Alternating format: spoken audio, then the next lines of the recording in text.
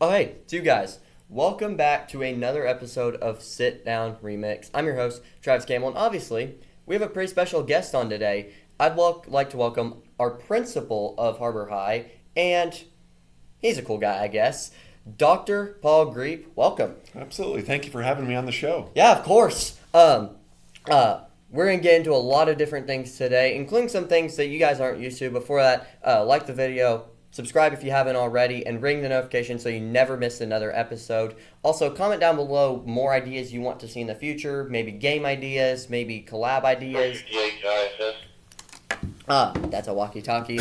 Well, we're open to everything, y'all, and and I'm open to doing a lot of things on the show. So make sure to comment your opinions and comment what you'd like to see in the future. All right.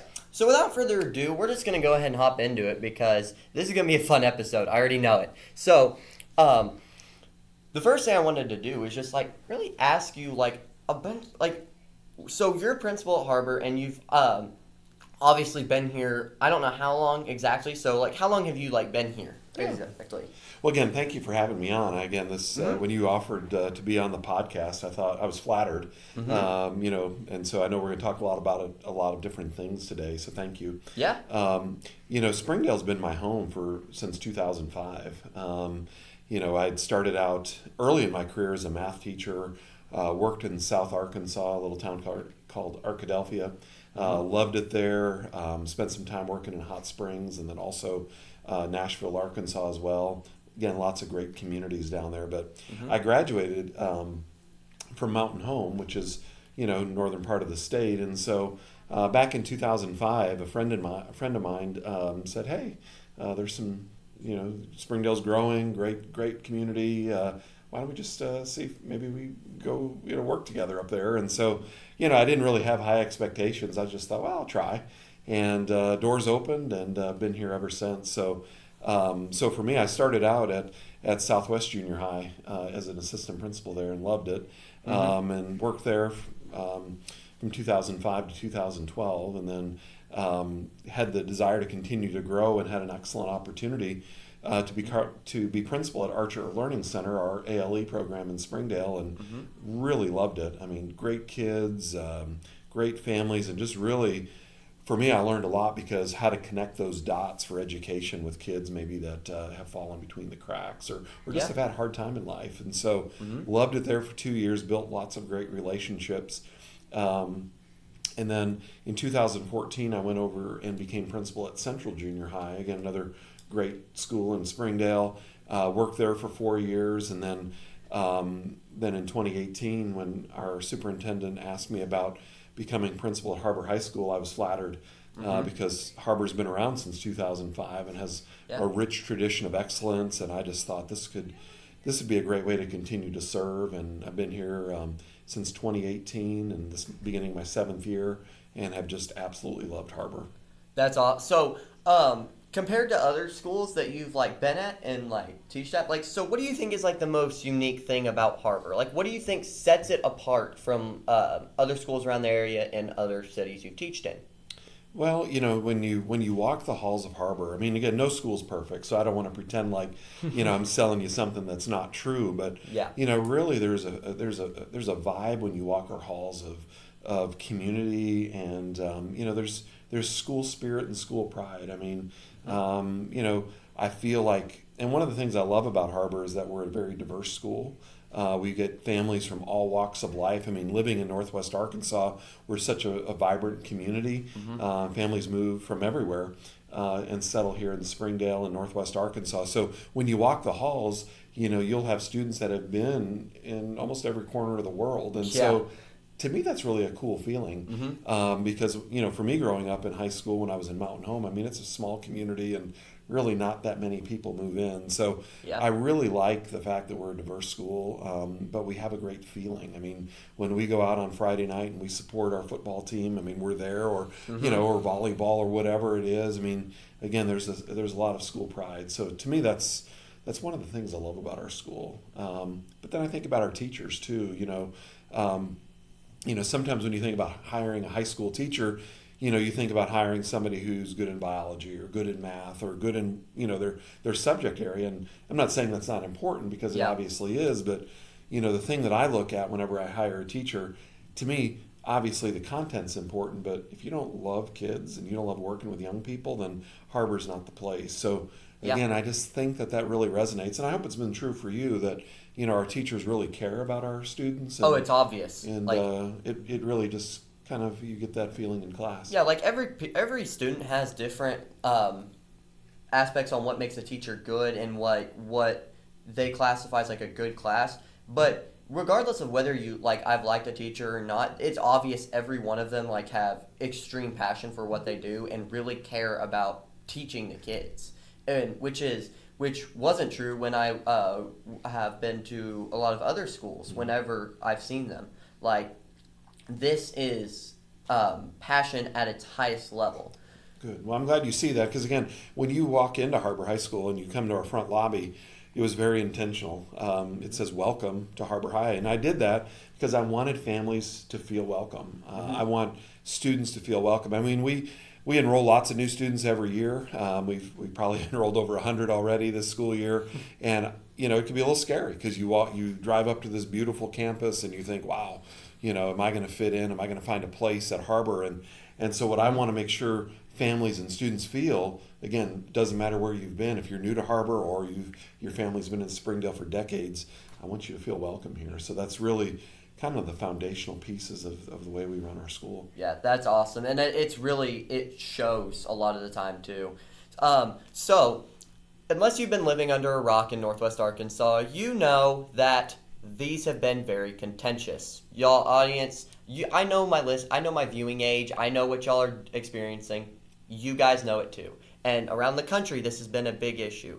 So but Harbor's taking a little bit of a different approach than a lot of other districts. So can you kind of explain to our viewers what Harbor is doing with different phone policies and what they're kind of experimenting with? Absolutely, and I'm glad you asked that question. And again, I think if everyone's honest, I'm going to use myself as an example. I mean, just as we've started, our conversation, my phone has started buzzing. Yeah. And so I think to myself, if I'm a student or anybody, what's the human nature to do when you feel that buzz in your pocket? Take a quick look at it. Take a quick look. So, and I believe, and I've tried to study the research and, just how easy is it for someone to truly multitask? I mean, I think it's hard. Yeah, I think it really depends on the person, but as a task of multitasking, for me at least, it's really hard. Yeah, so I think that's true with most people. If you're really honest, you end up finding yourself kind of doing, if you're in the middle of answering a text or, and paying attention in class, you kind of find yourself doing two things, about half well. Yeah. And so, so really, and I appreciate our superintendent, Dr. Cleveland. He's a great leader. And so what he did is he visited with our principals this summer, because we had taken some feedback data, not only myself but Jason Jones at Springdale High School and Amy Harrison at the School of Innovation. We visited over the summer after having polled our teachers, and teachers found it really hard to teach with the constant distraction. Okay. And I'm not saying that kids are bad with their phones, but just the natural tendency to want to look at them when they start to buzz. I mean, so how do we keep the focus on learning? Yeah. And so when Dr. Cleveland visited with us over the summer, again, he's wanting to prepare our young people for the future. And so he said, what's reasonable? And now he's connected, obviously, to the governor. And I've heard that, that there's conversations about, banning cell phones in schools. And so I'm not here to say that I'm for that or against that, but I like to just think what's reasonable. Yes, absolutely. So, for me, what's reasonable is, we call them our phone garages. If we can have a phone garage on the wall and we say, kids, young people, when you come to class, put your phone up in the phone garage. You can have them back at the end of class. You can use them at lunch. But we want the focus to be on learning. Yeah, and what I really enjoy, what you guys have done, so when I first heard about this, it's safe to say I did not like it. I didn't like the idea at all. Sure. I even have a screenshot of a comment I put under the official Springdale High post that put that out. But what I'm noticing more and more is that it's really not that big of a deal to begin with. And what I really like that teachers do is that they, like, if you say, like, hey, like, I'm expecting this, I need this, Yeah. then, yeah, by all means, you can have your phones. And it's just like, and I think it being way more flexible than what someone like Farmington or Bentonville is doing, right? I think while I still don't fully like it, I understand why it's being done, and I understand that it is a very good idea. Absolutely. Well, and I like what you said. Again, we're going to be reasonable. I mean, we've communicated to parents, we've communicated to teachers and students. Yeah, I mean, if there's an emergency, we're not running a prison, we're running a school. Yeah. We realize life happens, but the biggest thing, and again, I just transitioned this to the job. Yeah. I mean, a lot of our young people have jobs in high school, and Yeah. they know when they take that job at Walmart or wherever that hey, you're on the clock, and so your phone is not a property right when you're at the job. Absolutely. But if there's an emergency, communicate with your boss, communicate with your teacher, communicate with your principal. We're going to work with you if it's something that absolutely needs to be addressed. But what we want to do is really just keep the focus on learning. Yeah. And so. It took a little bit of adjusting for all of us, but Yeah. I've been really proud too. I've had some of my teachers that have said, you know what, I'm going to model what I expect. I'm putting my phone in that phone garage. Yeah. So that leads me into my next question. This is more of like a quick question. This is more of like a thing. Was there any worry when you guys signed that you were like maybe sort of taking a little bit of power out of the teacher's hands? Because a lot of times it was down to the teacher. It was down to different classrooms on what the policies were. Yeah, and again, I'm speaking for teachers, but just the conversations I had, I feel like they always want to do what's right. Yeah. And I think they certainly want the focus to be on learning. But what they wanted it to do is, let's let the message come from the top down. Yeah, absolutely. And I support that. I mean, it needs to be, and even our superintendent, I think he had the same ideas. Like, look, the buck stops with me, and I want you to know that I fully support using those phone garages. Yeah. And I want to brag on our students. I mean, I know that it's not been an easy transition, but I think folks have realized, hey, this is reasonable. Yeah. We're not losing all of our privileges. Like you mentioned, some districts are just banning them. Yeah. Message to Bentonville School District. If any of y'all are watching this, what in the world are you guys thinking? If you're going to make kids are going to revolt out there, okay? Kids do not like their property being locked up in a pouch. I can understand having the things that we do, right? Because at the very least, it's flexible to the point where it's not overly annoying. You guys are just straight up telling kids, hey, we don't trust you at all. You're telling kids that you do not trust them at all is going to make kids not like school even more. Yeah, and that's from the lens of a student, and I respect that. I've got friends in these other districts that, again, there's been some conversations on the why, and just being honest, Yeah. Some of them are using pouches where they allow students to keep them in their pocket, but they just can't have access to them throughout the day. There's different philosophies. I think the spirit of all of it is just, hey, we want focus to be on learning. I mean, one thing, again, you asked what I love about Harbor.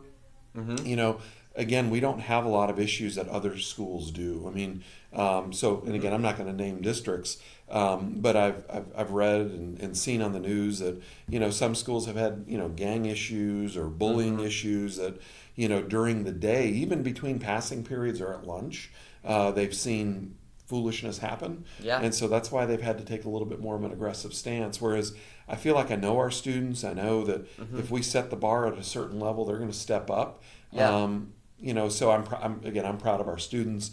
Who knows though? Who knows what may come out of the legislature? Very well may be that schools are banned, and if so, it won't be the end of the world. Again, no. The spirit is let's keep focus on learning. Absolutely, and I'm fully in support of that. With that rant, guys. I didn't want to make it seem like I wasn't on the same page with them. I was just trying to say I think what some school districts, Bentonville, are doing is almost way overstepping. So you've been mentioning students, right? Mm-hmm. So you have Luke Griep here as a student. Luke, if you're watching this, what's up? Get your lyre for your trumpet on right now, please. But yeah, so what's it like having Luke in in school, where you're essentially over everything? And I think one of the big questions that people have, right, is like, what do you do differently with Luke than you do with other students while he's in school? You bet. That's a great question. I mean, I think if I'm going to put my dad hat on for a minute, I think that, I think for dads, if we can build memories with our kids, from little on, I mean, those are things that fill our cup. So much of our time as parents is involves working and just trying to provide a good quality life for our kids, and mine obviously as well. And so one of the things that I really love is and I know it's short because he's going to graduate this year, but to just be able to have that extra time, that I get to with him. Of course, I try to give him his independence. He doesn't want dad hanging over his shoulder, and to be honest, I'm too busy to do that.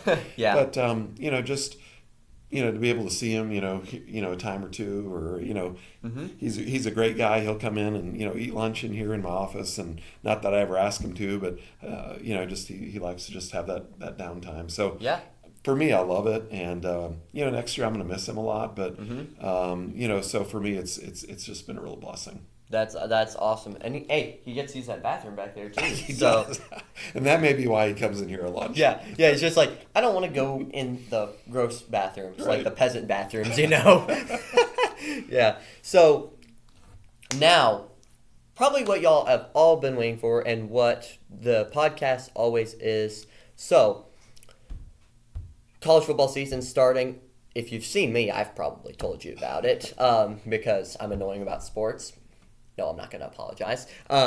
But so we obviously had week 0 of college football last week. If y'all don't know what week 0 is, it's essentially just like a slate of like 4 or 5 games usually. Usually involves like one solidly like hyped up matchup, and then the rest are just like FBS versus FCS schools or something like that. Just like a little appetizer of what week 1's going to be for college football. So obviously, that was one of the more interesting week 0s I've ever seen. So first matchup we gotta get to is Florida State is in shambles right now. Goodness, for those of y'all who don't know, I had Florida State as a playoff team winning the ACC on my final preseason predictions, and that might all be out the window right now. But isn't that the beauty about college football? Oh my gosh. That's why it's so much better than the NFL. The upsets are more memorable. The atmosphere is incredible. The fan bases are all just so good, except for you, Notre Dame. Uh-oh. I have beef with Notre Dame fans. I'm sorry. Y'all think you should be in the playoffs every year. Your schedule is usually not that good to support it, and you guys refuse to join a conference. I don't like y'all. I'm sorry. The reason I'm laughing so hard is because Corey, one of our employees here at Harbor, he loves Notre Dame. And I know. Those are fighting words, no pun intended, with the Irish, right? It's just like what like I'm gonna be scared of a leprechaun going like that, like just doing like the little leprechaun fight thing that they do. So what's your opinion? You think about Florida State. Was it the different venue? Because obviously they played, they didn't play at home. What are your thoughts on that? I think just there's 2 big things that Florida State has to fix for Boston College on Monday. And it's, number 1 is play calling. You have got to get Roydell Williams the football. He's the best player on that offense. He's the best player in that backfield. And you gave it to him, I think a total of 9 times for like 25 yards. They couldn't run the football. And when they did run the football, their blocking schemes, you could tell, like they didn't know what they were doing. And it's very clear that the offensive line and play calling is the biggest thing, has to get fixed. Number 2, DJU, I've been a supporter of him since he was at Clemson in 2021. I said he got pushed out because of Cade Klubnik, who I think is terrible anyways at Clemson right now. And maybe he wasn't built for the pressure at Clemson. Going to Oregon State last year, had a solid year, nothing really too crazy, but showed he can still be a reliable option at quarterback. Goes back to the big stage, goes to Florida State this year, takes over for Jordan Travis. Obviously, that's huge shoes to fill in Tallahassee. And what does he do? He looks like he can't throw the ball past 5 yards on national television. There's actually a stat. At halftime of that game, they flashed up his stats. He was 12 for 14 with 96 yards and had negative air yards per attempt. So, like, he didn't throw the ball past the line of scrimmage on average in the first half, which not only is catastrophic for introducing game plan next week, but it's also catastrophic going forward. So if you're the coach, what do you do? If you're the coach, you get the defense in order first of all, and get that run defense situated, and make sure that DJ has as much time to throw as humanly possible. And Norvell said best: be more explosive, because there's no way Georgia Tech should have won that game. Haynes King only threw for 146 yards. Their secondary, when Florida State did throw deep, looked shaky, but Florida State just gave Georgia Tech that game. And it's frustrating because you see that there is a lot of talent on that team, but you've got to put it together. I agree. But that's why we play week 0, right? Yeah, and so also out of week 0, this was actually a lot more interesting and a lot more under the radar. We almost had one of the biggest upsets of the last decade in terms of point spread, and I guarantee you none of you watched the game. So it was SMU versus Nevada on CBS Sports Network, not CBS, the sports network that nobody watches outside of Rich Eisen, at 7:30 at night. I want a legit list of people that actually watched that game, because it had to have been that had to have been terrible viewing numbers. But that was one of the funniest games I've ever watched, and it was for all the wrong reasons. Was it just a sloppy game? I mean, it's kind of the... I didn't watch the game. I was kind of one of those, like you said, I didn't watch it. It goes deeper than that. SMU, obviously, coming into the ACC this year, they've been hyped up as a potential dark horse for the playoff. They have a good amount of returning talent. Preston Stone, a quarterback. Rhett Lashley, who was actually the Shiloh Christian head football coach for a while, is like their head coach, seen as one of the up-and-comers in college football. They, for the first half, looked like they did not know what they were. They looked like they did not belong on the same field as a team that went 2-10 in the Mountain West last year. Wow. Has potential to be the worst Power 5 team in the country. They were favored by 30.5 points on a closing line against Nevada. But Preston Stone came out and in the first half went 3 for 10 with 76 yards and an interception. Wow. He looked out of sorts. He looked in bad shape. He did not look like the athlete he was. So again, I go back. If you're the coach, how do you rebound? How do you address the locker room? I mean, thank goodness B.J. Maryland came in and saved the day in the fourth quarter and caught a couple of clutch passes. SMU barely escaped, 29-24, and they needed to score a last-minute touchdown to do it. That just straight up can't happen. Like Florida State one. There's some variables that make it understandable why they might have lost that game. SMU had no excuse. None. And, Preston Stone, you have got to find what you did last year, make that work. You bet. And the defense has to be better in the run game, because Nevada, like Georgia Tech, didn't throw for a lot, but in the first, 3 quarters, Nevada just ran the ball right at the teeth of that defense and just kept getting first down after first down after first down. And SMU's defense was on the field 2/3 of that game. So if you're SMU, be more efficient on offense. Cut down the mistakes from Preston Stone, and make sure that front seven, or make sure the defense isn't on the field for 2/3 of the game. That's true. Rhett Lashley is a great coach, but he's got to figure out what works for Preston Stone, and not necessarily what works for say a guy like B.J. Maryland or their secondary. Focus in on Preston Stone first, because he is going to be the key to getting that offense back in check. That's cool. I love your knowledge of the game. Man, I mean, my audience knows. Should I check your blood pressure? I mean, I can tell you're already kind of. Hey, high blood pressure runs in my family, so right? Maybe we'll see.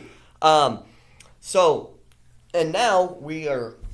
I mean, there's nothing really else notable. Montana State beating New Mexico State. Nobody cares about those games. It was New Mexico. Sorry, my bad.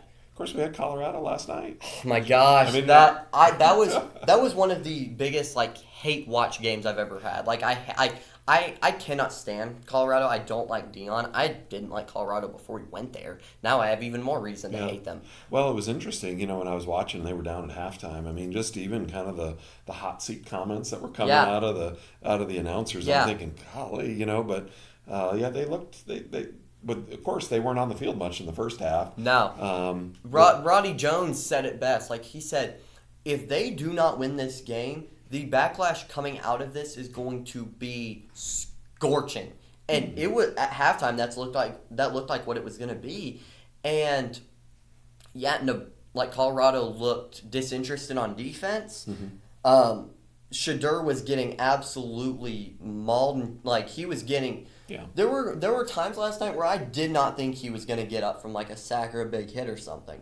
That just shows the toughness of Shedeur. Well, I was going to say, he showed a lot of poise. I mean, there was one throw that I saw him make. I mean, it was he was dancing around, and then he just stopped on the dime and just threw a dart, And yeah. it was I was impressed with his ability. Yeah, last I don't night. like his personality. He is a very talented quarterback, and he obviously gets a lot of the personality, which a lot of players do, from Dion, which I don't really like, but it's whatever. They've got, Travis Hunter, again in week 1, like he did last year, looking like he's the best player in college football. I mean, he was amazing yesterday. The question I have, right, is that style of play sustainable for him, like long term? Because and if it's not, like, what side of the ball does he want to move into? Like, what fits best for him? Like, what is his philosophy on what he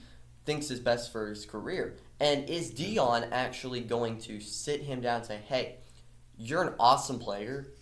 We need you for every game, so you're going to have to pick a side of the ball. I don't think Dion's going to do that. So Especially if he's on the hot seat.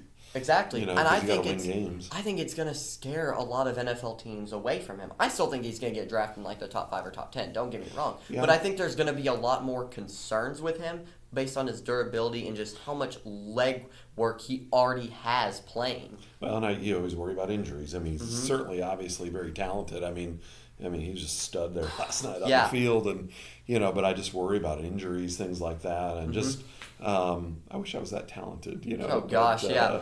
But yeah, I mean, he's definitely making a name for himself, and I'll a lot say of fun this, to watch. if he wasn't at Colorado, I would be like 1,000% like just rooting hard for him. And man, like I don't like Colorado, but they've got some good talent on offense. I don't think I have them at like 4 or 5 wins this year because I think once their conference schedule is brutal. I think they lose to Nebraska out of conference, which by the way, I have Nebraska as a dark horse playoff team, and. We got, they've got, I think Jimmy Horn's really good. I don't think he's a great route runner, but as like a deep ball threat out of the slot, he's a perfect complement to Hunter and Wester. And I think they need to run the ball more, first of all, because Dallin Hayden is a perfect upgrade for Dylan Edwards.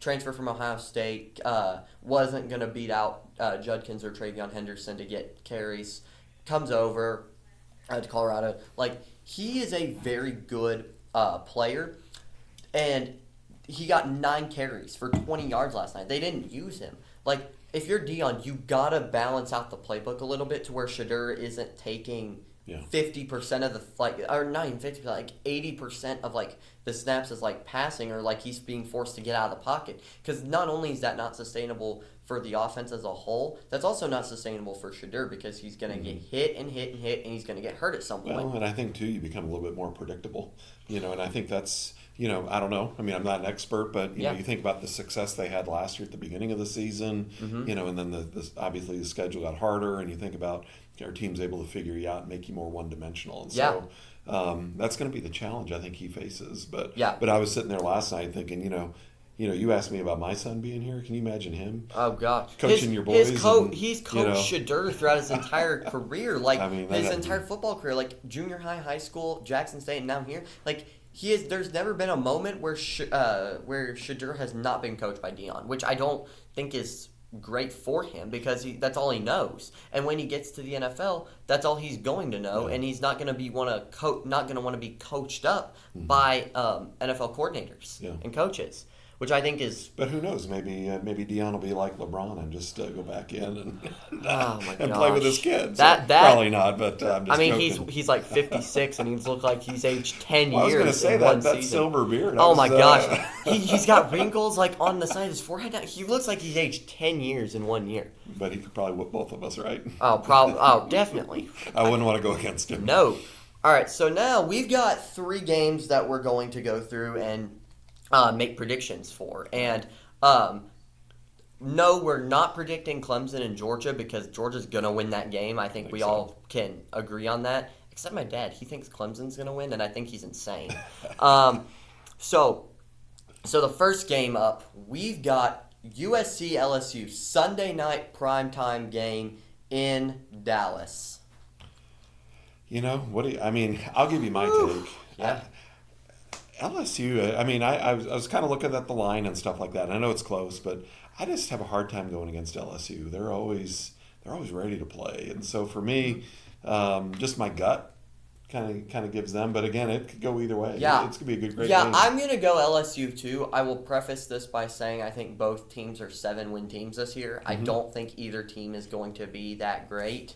What I will say is I think LSU has a more balanced defense. I think they have a little bit more talent on their defense. It's going to be a shootout. But I think if Nussmeier limits the turnovers, I think you got receivers like Janoris Jenkins, Kyron Lacey. They're unproven on LSU, but they're all highly recruited. They're all super talented. I don't believe in Miller Moss at USC. I really don't. Like, it took you that long to beat out Jaden Maeva, who was a UNLV transfer for the starting quarterback in a Lincoln Riley offense. I don't get it. And also, Lincoln Riley's teams, like, as an OU fan who watched him coach OU for 6 years, never could coach defense ever. Like, when we were so bad that we gave up 40 points to a 1-8 Kansas team at home in November in 2018, that shouldn't happen. And this just feels like a game that Lincoln is going to come into overconfident. Miller Moss is going to make a couple mistakes, and I think LSU gets it done. Well, I think it's just a matter of who steps up, you know, and makes those plays. Which quarterback is going to be able to distinguish themselves? Yeah. I think these are two very similar teams, like both coming off of somewhat disappointing years, new quarterbacks being ushered in, new good amount of supporting cast being ushered in, bringing in 2 defensive coordinators that led top 25 defenses last year in D'Anton Lynn and Blake Baker. But I just really think it's going to come down to which quarterback makes less mistakes, and I think that's going to be Nussmeier, and I think LSU gets it done. What other games you got? What are you looking at? All right. So this is another 11 a.m. game. This is an 11 a.m. game. 11 a.m. slot is insane for week 1. Better get those grills going early. Yeah, we got Clemson, Georgia, and this game we got Penn State and West Virginia. Now, if you guys think this isn't a big game because you're like West Virginia, I have some news for you because West Virginia went 9-4 last year, is returning 17 of their 22 starters, and this game's being played in Morgantown, and let me tell you something about Morgantown. Those couches are going to be ready. If you know, you know. But those couches are going to be ready. That's funny. And this is tough for me. Like, Penn State I love Penn State. I love their roster this year. I love their defense. I don't have faith in Drew Aller, though. I do not have faith in him. So you think the home field advantage could be a factor? I don't know because they have a great run game. Nick Singleton, Katron Allen are a great running back duo, probably one of the best in the country. They have Abdul Carter leading the way on defense. But I have questions about Penn State's secondary. I have questions about Drew Aller. This is my upset pick of the week. I'm going West Virginia. I'm riding with Garrett Green, and I'm riding with that Neil Brown defense. Well, and you may be right on that. I don't follow West Virginia that closely, but I'm going to go with Penn State on this one. I just think until someone can knock them off. But again, crazy things happen in college football. Yeah. I think going into that atmosphere, I think what Morgantown's going to be absolutely rocking. So the couches will be burning? Oh man! Can you imagine going to check that out? Oh my gosh! Just driving through Morgantown, just seeing a road that'd be hilarious. That'd be nuts. Yeah. I think it's it's gonna be a very low scoring game, very much a defensive battle. I just think it comes down to again, which quarterback is going to step up and which quarterback is going to have the confidence to push the ball down the field, and I think that's going to be Garrett Green. And I think. So what if Penn State loses? What do you think the the reaction will be? I think it'll be within their community. What do you do? So I think it'll be a lot of. I think Drew Allar's going to start to get a lot of comments on is he the guy? We don't know, and because Drew Aller, his stats show he was solid last year. 3,100 yards, 25 touchdowns, 2 interceptions. The issue is he's not really keen on pushing the ball down the field. And he doesn't like to use his running backs as he should. So I think that's going to hurt him a lot in this game, and I think... So that could even hurt him later in the season. Even if they survive this one, that could hurt him later. Yeah, and, Penn State doesn't have an horribly difficult schedule this year. Okay. I think they avoid Ohio State. I'm pretty sure they avoid Michigan. I think only really 2 tough teams out of their conference they play are Oregon and Nebraska. But... yeah, it's going to be a really, really big showdown, and I'm riding with West Virginia here. Cool. I don't want to because I don't like West Virginia, but I don't have faith in Penn State right now. Right. So now, we got the Saturday night primetime game, probably the game with the most storylines and the most implications of the weekend. We got Notre Dame and Texas A&M. Mike Elko, first game in A&M, facing his former quarterback from Duke and Riley Leonard, who's leading the Irish now. A&M's going to be rocking in primetime. Kyle Field is going to be insane. A&M is favored by 3, but Notre Dame has an FPI on a 60% chance. So this is tough. I think it really comes down to defense with both teams, right? And Notre Dame's defense is awesome. Xavier Watts is one of the best safeties in the country. They have a great defensive line. But when you look at the spread like that, that's one thing when I was, just kind of reading a little bit about this, it's going to be a great game. Great game. But you think about the spread only being 3 points in favor of Notre Dame. I mean, that's, when you think about, the different rankings, what's Notre Dame 7 and A&M's, 20 or something like that? Yeah. Shows a lot of respect for A&M. The fact 100%. that it's going to be a tough game in that atmosphere, and it's going to be electric. So I think that may be the game of the week. Yeah, I think it will be too. I think it's going to be this is going to be the definition of smash mouth football. I agree. And I think a lot to prove. Yeah. Here's the kicker for me, right? I think Notre Dame's offense outside of Riley Leonard and whoever the top receiver is. I know who their top receiver is. He's really good. But I think their offensive line's a big question, lost a big portion of it in the offseason. And I think Riley Leonard is going to be this. You couldn't ask for a tougher first game on the road as a quarterback, right? Unless you're going into Georgia or Bama. Right. This is one of the toughest things that you could give test that you could give Riley Leonard. And I think, when they built that schedule, I think they knew what they were doing. Man, maybe. Maybe they did. Maybe they saw 5 years into the future. I don't know. But be crazy. I do not like either team. I do not. I think both teams have significant flaws in them. I think the atmosphere is what I got to go on tiebreaker, and I'm going with A&M. Okay, well, again, I love Corey, who works with me. He's a friend of mine, so I'm going to pick Notre Dame just out of loyalty. But I do want to say, A&M's always tough, though. So, again, I go back to the line. I think that it's such a tight game in terms of what the predictions are. So, shows a lot of respect for A&M. But yeah, I'll absolutely. go with the Fighting Irish on this one. Absolutely. It's gonna be a great game, and it's really going to show how good both of these teams could be, and it's really going to show how Riley Leonard is going to work and like what kind of a role he's going to have. Is he going to have like more of like an option style short pass role like he had at Duke, or are they going to or is Marcus Freeman going to let him sling the ball a bit more than he did? You know, I think. So if you were game planning, let's say you're game planning for A&M, what would you be doing if you were coach? You stack the box and you play cover 3 with your slot corners and your safeties. 2 reasons for that. One, Connor Wegman has not shown a ton of arm strength when he's like been the starter in A&M. Coming back off a massive injury last year, I think he's going to be a lot more pocket presence. And A&M, while they weren't great at a lot of things last year, they did have a solid run game, and they've got 2 backs returning who are both really good.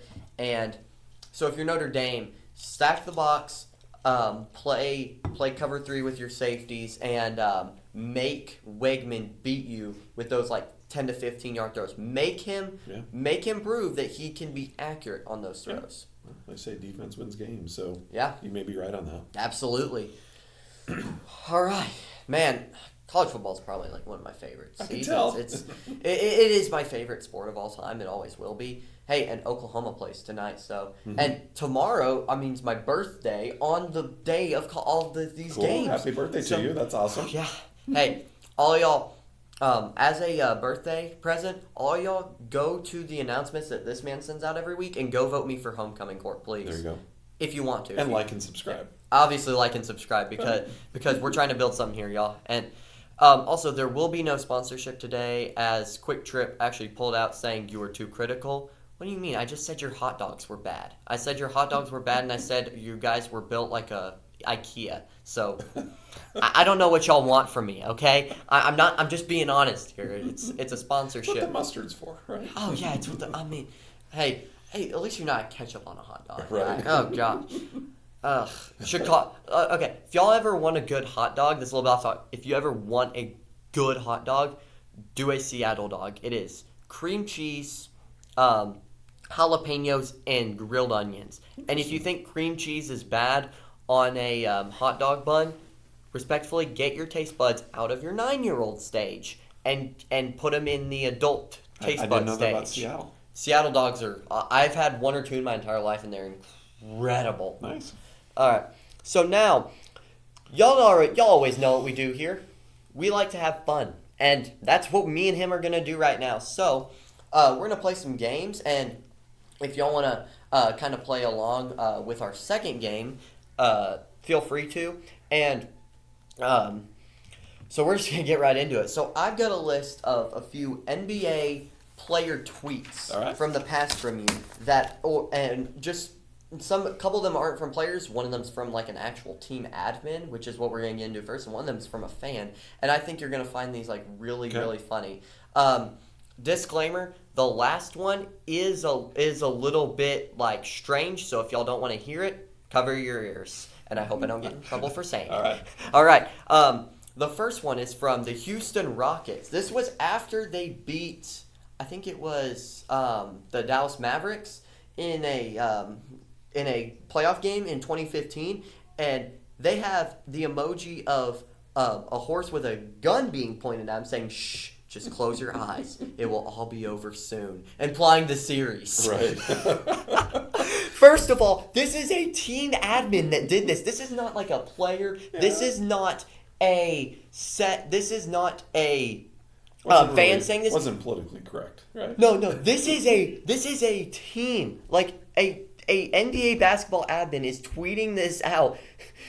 First of all, the guy had to have like gotten like a stern talking to her fired after. There's no way. When you provide that kind of ammo for the opponent, that is one of that is like one of the funniest things that you can do as like a team admin. Like that is insane.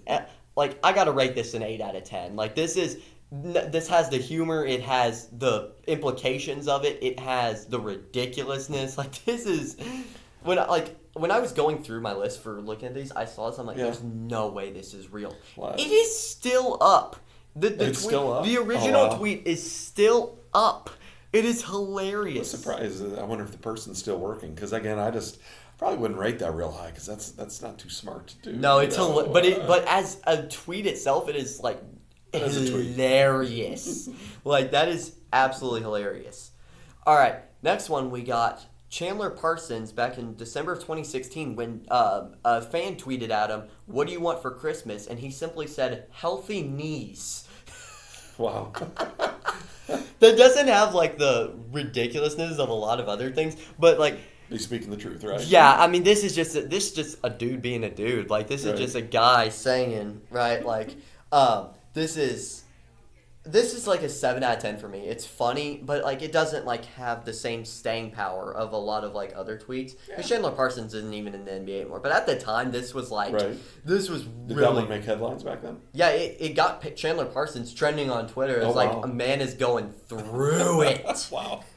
Wow. which is insane to think about, right? Because Chandler Parsons was coming off a torn ACL of that season, Yeah. and then he had just sprained his knee like a couple days before that Wow. tweeted out, and he's just like, man's got to be going through some crap with that. That's what you think about, just the strain of pro sports. Oh, and, the sports in general. That's movements just- that like NBA players in particular do, like jumping like as high as in the air, like get those like normal people. If they tried to do that, you would pop about 10 ligaments like as soon as you left the ground. Like healthy knees. us I love normal it. people can't do that. Right. I love it. All right, next one. This was a fan that tweeted to Steph Curry and said, "Have you ever been downloading something and halfway through it just froze and couldn't go anywhere? Think Steph Curry's puberty." Of course, today, what he got, $60 million contract, so he's the one laughing, right? Oh my gosh, yeah, That that guy's is that. That guy's insane. I mean, he's so talented. Oh yeah, So good. I mean, and really, he's got good character. I mean, that's Oh, one thing yeah. I've been reading about him, and just yeah. a good guy. So I've got my mixed feelings about pro players getting this kind of cash, but Oh yeah, I mean, of course, if you can get it, take it. yeah. But Some would say he has ruined the development of young players though, because all they want to do is pull 30 feet from deep. And every time I hear them, I'm like, listen, it's not his fault. Kids are stupid and want to just pull from three.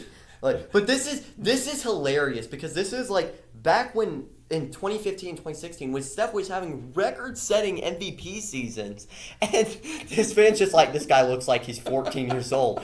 This nickname was the baby-faced assassin for a while. really? I didn't Like know that is like peak, Wow. like peak nickname and like peak commentary on that. Like, and then like you look at the picture on this, right? There's this fan in the background. It's just like. Oh wow. Like the picture he chose for it, like to quote tweet this That's with, is funny. insanely funny. Like, and the funny thing is, he was right. Like, I gotta rate this at like a 6. I gotta rate this like a 5 out of 10. Like, because it hasn't aged well, but it is forever It is a pretty funny. tweet that will live. Like, it was so good. It was on like that mean tweet series for Jimmy Oh, Kimmel really? on back in the day. Yeah, Wow. which like again doesn't have the staying power now, but it was a really good tweet at the time. That's cool. All right. Next one. This is from Paul Reed back in January of 2012 when he was in high school. And this resurfaced like a year and a half ago. He said, 911, I need your help. The 2 girls are fighting over me. The problem is the ugly one's winning. Yeah, I don't know if that was a good tweet or not, but Humor, it's a 10 out of 10 because you're in, like, this is just some dumb crap you do in high school. Like, this is just something like, oh, this... well, that's why I gave Like- the face I did, because I'm sitting here going, we're putting the high school principal This is hat on. just I'm like, this is just cringy. Like you this is like I wonder if any of like his teachers like ever saw that. It's just like Saw it coming. wait a minute, who are you talking about here? It's just like, oh my like you're this is just some dumb stuff you Just do dumb when stuff. you're like 14 or 15. And it's really funny just to think about like what's going through your head when you're Right. tweeting this. Like it's really funny. I think it deserves from me like an 8 out of 10 because it's got the staying power. It's relevant in today with people saying that all the time. And it's just straight up hilarious. Like you got the urge. He tweeted this at 5:22 a.m. Dude, what are you doing at 5 in the morning just thinking about this? There's no way girls are fighting over you at 5 in the morning, dude. I'm sorry. I'm not trying to be mean at all. I'm just saying there's no way. There's no way. Like, at all. All right, next one. Vernon Maxwell, former player, Rockets player, was actually really good on those like 90s Rockets teams with Sam Cassell and Hakeem Olajuwon. Yeah, those were good teams. Said, In 2017, I'd like to apologize to Jazz fans that were offended by my tweets. If I knew you guys had internet in Utah, I would have never made those tweets. Just calling out Mormon country and Amish country. That's what he's doing right there. That's not exactly a way to get a warm hospitality. No. There. The funny thing is, like, he went to cover All-Star Weekend in Utah the next year, and they booed, and he was, like, judging, I think, the dunk contest, and they booed him when he did, which is, like, you created beef with an entire state. Yeah, that's not smart. Like, dude, no, it's not smart, but this is a 10 out of 10. This is like peak comeback ability. Like, this is like he roasted an entire state in 2 sentences. Like, that is hilarious. Oh my gosh, like that is. Yeah, took some courage, right? Because he knew he wasn't going to go to a warm reception when he went there. Yeah. So next one, this isn't a tweet, but it is a quote from Stephen A. Smith of all people, and we know, y'all know if you watch it, you know Stephen A. Smith is the king of like insane quote. When he was ranting about the New York Knicks in 2018, when Phil Jackson said like we might trade Kristaps Porzingis, he was on First Take and said his first move as an executive was to sign Lamar Odom, who was on crack. And Max Kellerman sitting there just going, Phil or Lamar?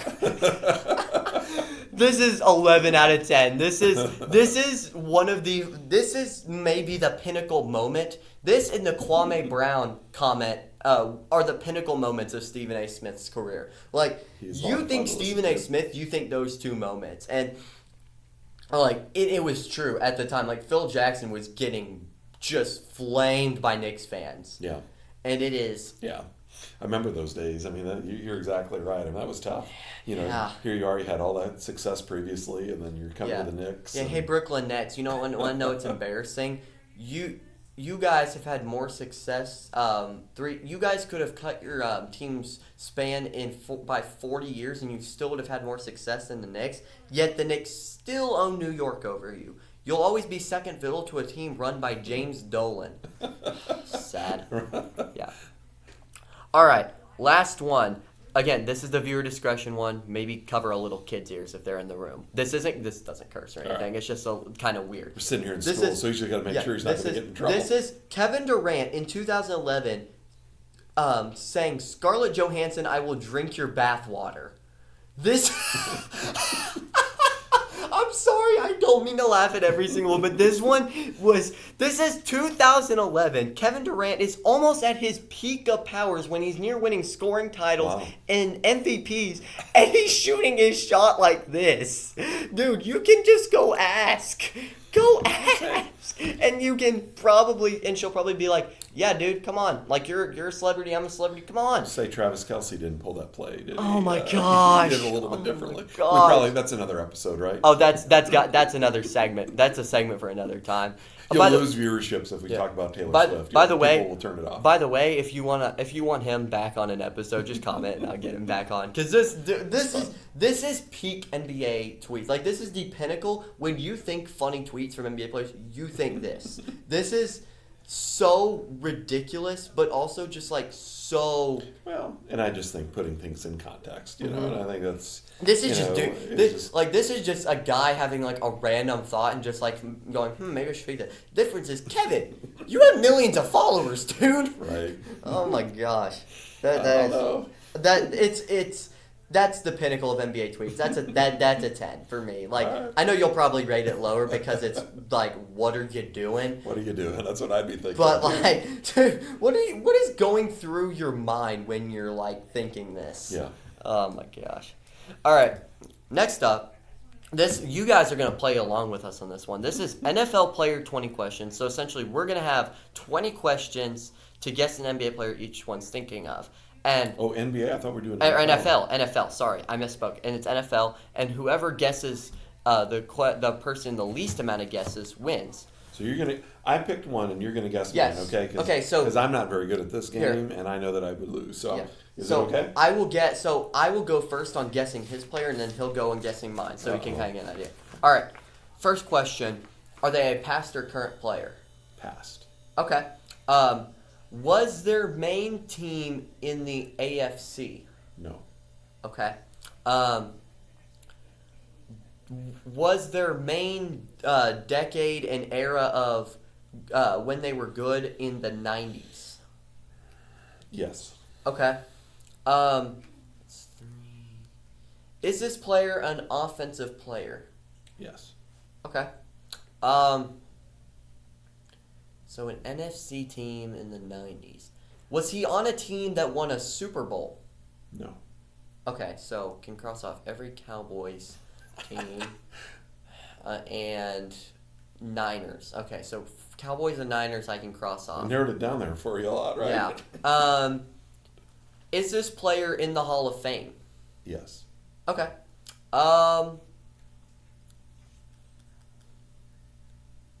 Did he play for more than 2 teams in his career? No. Oh.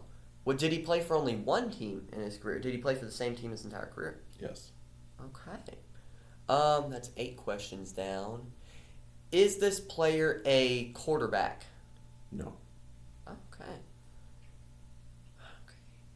I don't think you'd go offensive lineman, so I'm thinking skill positions, which is like every player in the 90s I'm thinking of anyways. It was his main team in the NFC West. So 49ers, Seahawks, Rams, Cardinals. No. Okay. Dang, he's got a good one.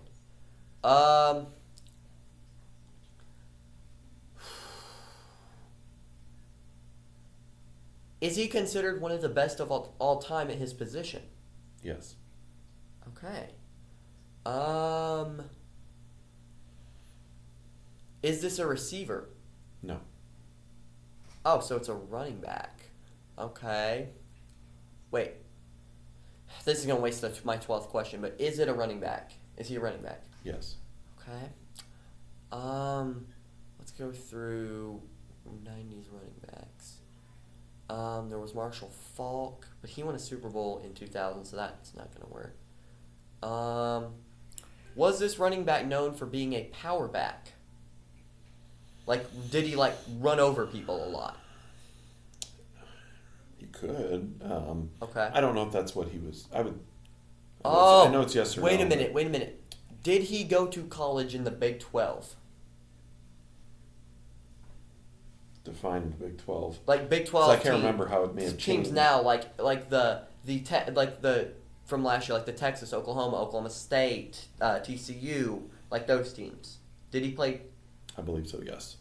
Is this Barry Sanders? It's Barry Sanders, the legend. Yep. All right. Got it in 14 questions. I was say I don't know if I want to do that because I'm like the absolute worst. Oh. I can play along, but I'm not like. Oh, you. I know. Yeah. Hey. But Barry Sanders, you gotta love him though. Yeah. I mean, I he's the best. was thinking okay, like Earl Campbell, there's Marshall Faulk, Barry Sanders, right? Yeah. Like I was thinking through the list. I got to see him play one time live. We, my brother and I went to Green Bay and saw a Packers game up there because my brother's a huge Packers fan. And I just tell you, it was a typical Barry game. First half he maybe had -3 yards. Oh, God. And then he lit it up in the second half because Yeah. the dude could just stop on a dime. So Yeah. I love watching, just his highlights. Yeah, on go YouTube. go look up Barry Sanders highlights Oh, after you're done just watching this because it is unbelievable. magical watching him move. He glides. Well, and what I loved about Barry, and maybe the one reason why I think he's the best of all time, and again, nothing against Deion. Deion's talented, but Deion really kind of made his name because he was like prime time. He loved the showboat. The interviews afterwards. He'd come wearing all the. Barry was quiet. He'd hand you the football. Yeah. He acted like he'd been there before, and Yeah. that's what I really loved about him because he never spiked it. He never trash talked. He just hand you the ball, and I'll see you next time. Yeah. All right. So Let's see. love Let's Barry. see. It took me 14 questions to you're get gonna- it. Let's see if you can beat me. Oh, no, I probably won't. But Well, go ahead. We'll go ahead. No, all right. So start out. Let's All right, let's just start off with: is your player currently in the NFL? Yes. Okay. Is this player in the AFC? He is. Okay. Is this player a skilled player? Yes. Okay. Has this player won a Super Bowl? No.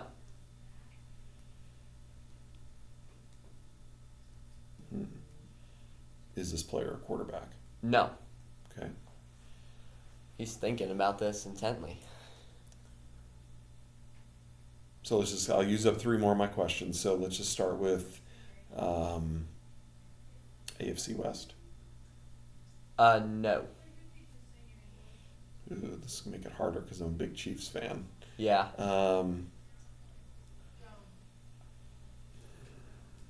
So AFC, not AFC West, not quarterback.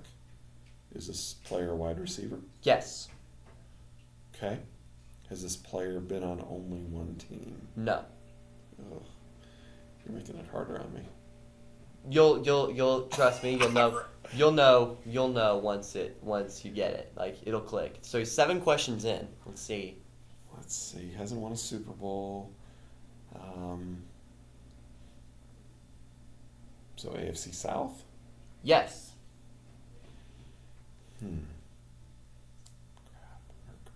Edit that.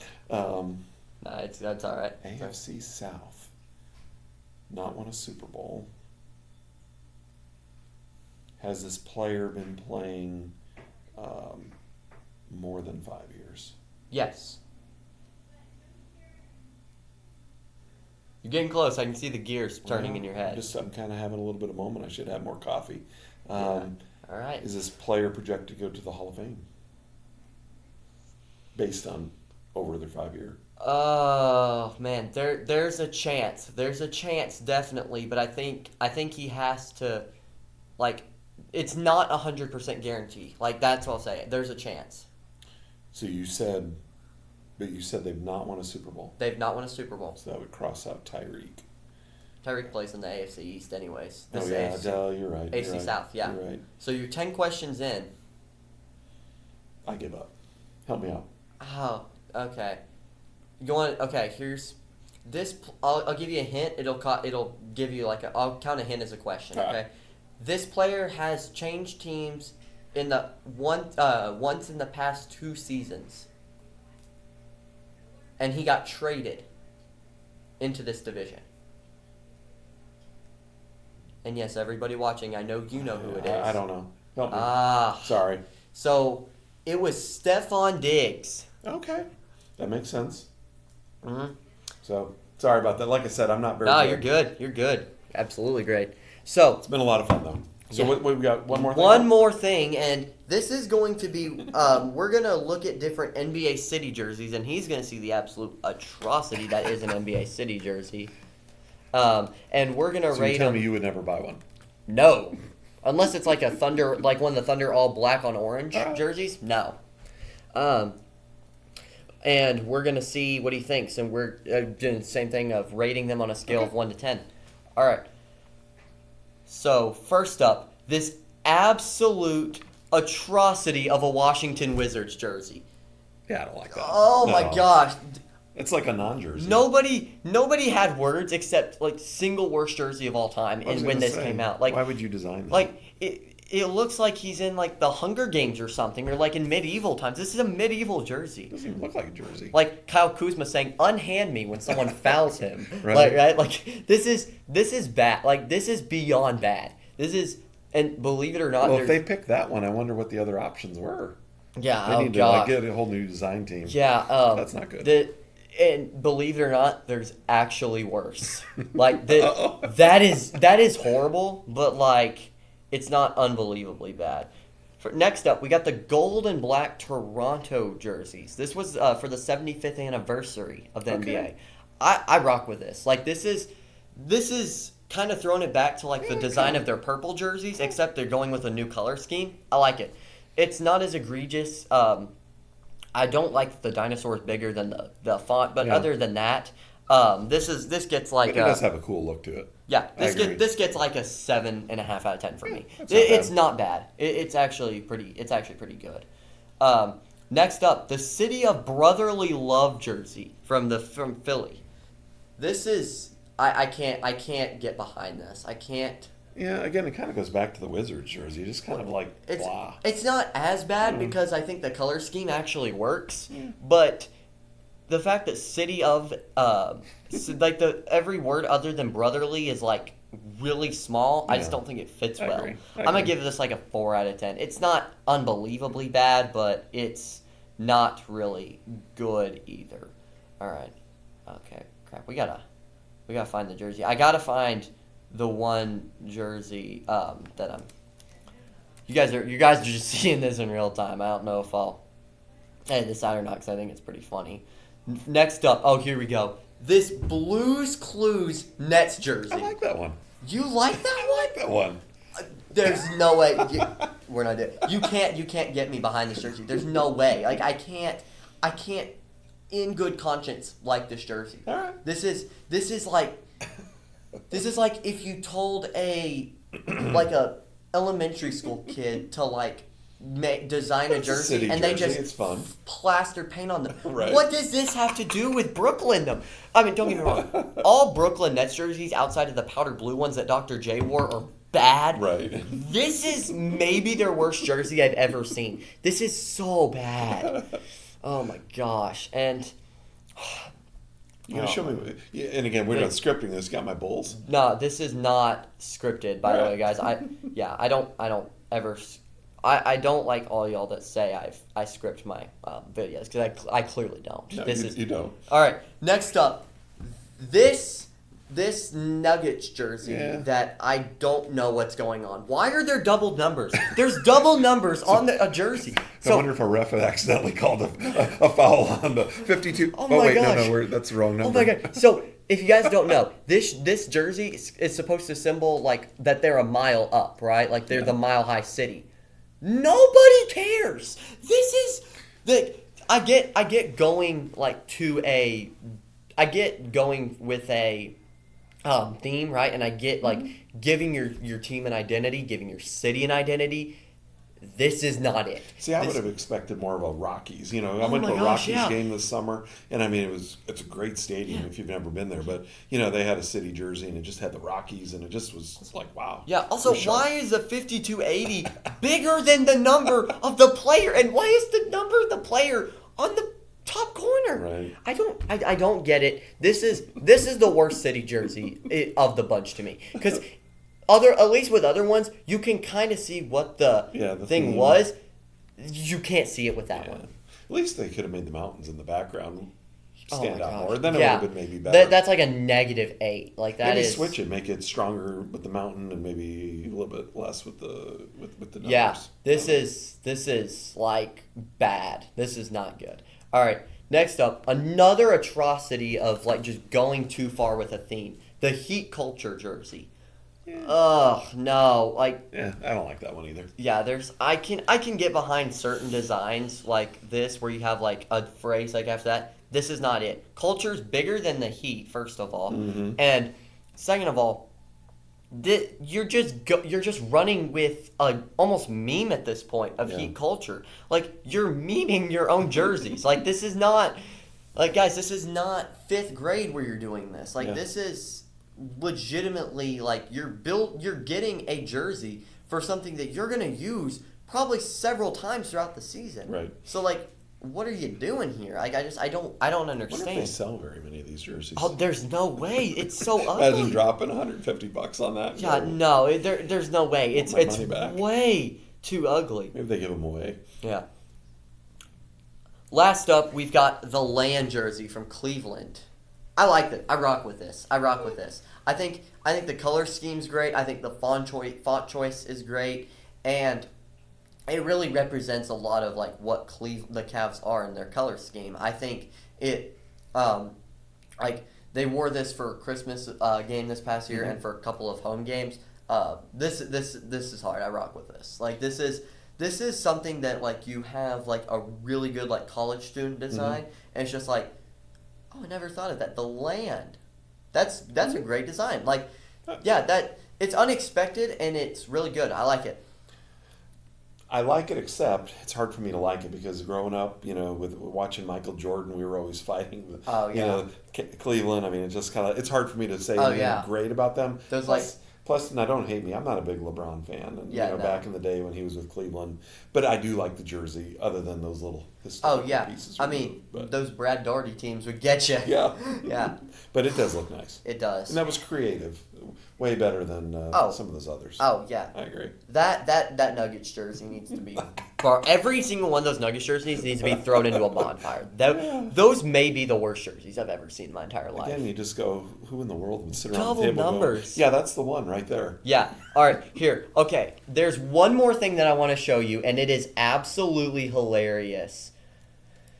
And this, I want you to prepare yourself. You're gonna look at Giannis Antetokounmpo, how AI generated him bald, as long as it shows me the right image, and look at this. Oh wow! Look at this. He's carrying all the thoughts of his brothers in one head. He's like, that thing you thought, I've been to it. That's crazy. I mean, Giannis, if you ever go like that, I know somebody up in Turkey. We'll take a trip and we'll get you fixed up, man. That is, oh my gosh.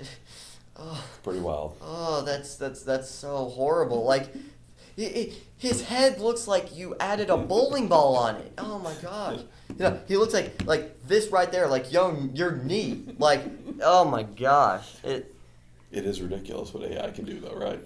That is insane. Like, oh my gosh, it hurts me to look at it because I know that's not how he'd look if he's bald. But like, if you go off of strictly this, that is, oh my gosh, that's so bad.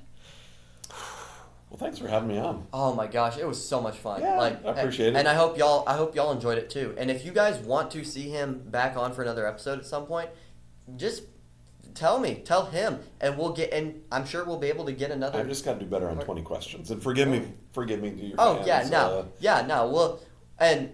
We'll get you on some like different games for next time too. And so what I'll do too is I will go through my I'll go through our predictions for this week for college football, and we'll see if I'm right or if you're right on more of them. We'll see. Awesome. Thanks anyways, guys, for watching. I know it was a long one. I know you're probably just listening to it in the background of like doing chores or something, but it really does. I really do appreciate it, y'all clicking on it. You have anything to say to them before we sign off? I appreciate it, and it's always fun to watch what you're able to put together. And so again, I would encourage people to like and subscribe to your channel. Thank you. Goal by the end of the year, guys, is our goal within the next 6 to 7 months is for me to grow this channel into 1,000 subscribers. So if y'all could just hit the like button, subscribe, and comment below what your favorite part of this episode was and different ideas for future episodes, that'd be awesome. But anyways, I'm going to get this uploaded and edited so you guys can watch it on time. And yeah, that's going to be it for today. Peace out, y'all. See ya.